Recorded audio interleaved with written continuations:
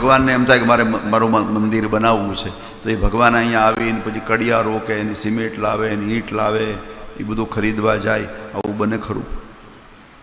પણ ભગવાનને એમ થાય કે મારે મારું મંદિર બનાવ, તો પછી કોઈને એક વિચાર આપી દે. એ વિચારના રૂપમાં ઈશ્વર એના મનમાં પ્રગટે છે. આપણે ત્યાં સંભવામી યુગે યુગે, પણ યુગનો અર્થ થયો છે ક્ષણ. 4 યુગમાં ભગવાન 4 જ વખત આવે એમ નહીં, તો કેટલો ફાસલો થઈ જાય. સતયુગમાં આવ્યા, પછી ત્રેતામાં આવે, પછી દ્વાપરમાં આવે, તો બહુ ફાસલો. અને હવે કળયુગના વર્ષો કેટલા?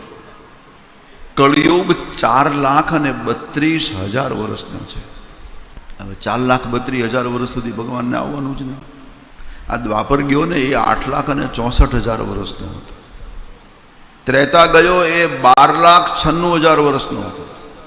અને સતયુગ જે હતો 17,28,000 વર્ષનો હતો.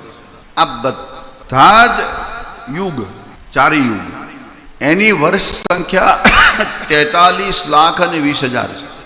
હવે કાંઈ આટલા બધા ફાસલામાં ઈશ્વર આવે એ તો એટલે સંભવ આમી ક્ષણે ક્ષણ. આ ભાગવતમાં આ યુગોનું માપ આપ્યું.